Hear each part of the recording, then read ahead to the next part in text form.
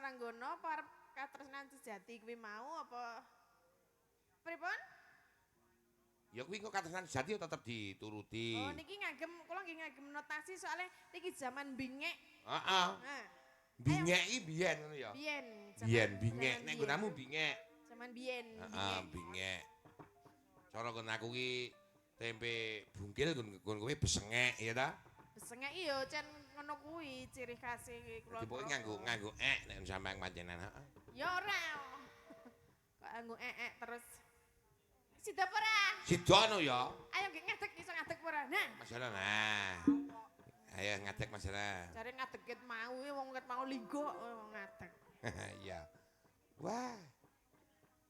Aku ya nganggo notasi, Bro. Nganggo kepeang ora apa-apa. Kepeang. Persiapan. Mangga digarap karo kanca-kanca tresna Waranggana. Kok nek rada lali ya di ngapura ya. Ya ora apa-apa ngarang ya. Kudune iki njaluk lagu sing anyar-anyar kuwi njaluk lagu bingek kok ya. Apa?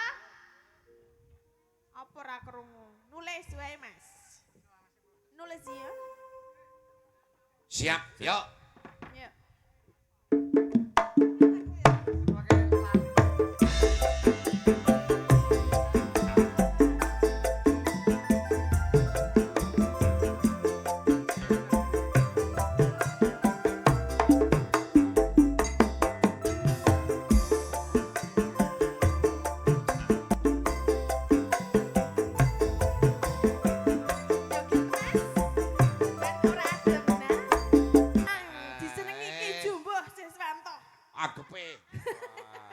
Matur nuwun Le Jon.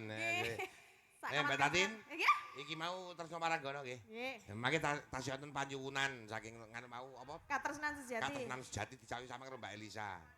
Oh nggih, berdua. Oh nggih. Heeh, katresnan sejati njur iki ana panyuwunan meneh priyayi daman dan gelo mengko para Waranggana sing dikersake Mbak Riris, Mbak Tri kalian Mbak Hindi. Oh nggih, berarti niki iki ana menika. Napa sapa? Oh, sak menika sampeyan sik tresna. Sak menika. Iki engko bar iki. Menika, sak menika. Iya, mbok aja nesu, wis tuwa iki ra nesu. Ah, kowe iki marai mancing emosi kok.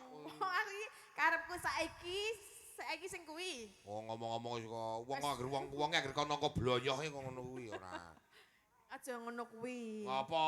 Nek ora mangan nangka iki ya ora enak. Alah, aku mangane ora nangka kok. Lah apa beton? Duren. Nah, ngopo? Oh, duren ya mah luwih enak. Ah, mulakno kuwi krana ponggene. Nangka ming beton. Beton iki ya ora apa-apa, enak. Cilik, enak pongge, gedhe. Pongge iki pliket ya. Pliket lah nek teles, nek garing ora. Ora nek digodhog iki ana apa jenenge kae? Ana getahe. Nah. Apa? Dangdut ki apa? Bebas. Ya bar iki ya. Oke, ya. Saiki Iki panyuwunane Pak Kadar ketua panitia. Lalu saya katresnan sejati. Ya siap. Katresnan sejati, Mas. Monggo.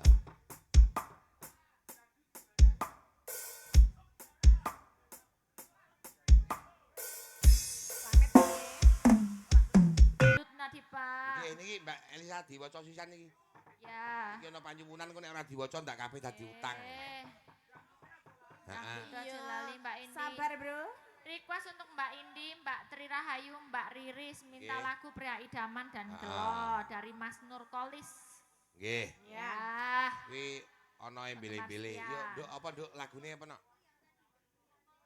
Oh, yang beliin sate. Ngersake lagu apa? Pria Idaman. Ah, langsung. Oh ya langsung medun, langsung mandap yo.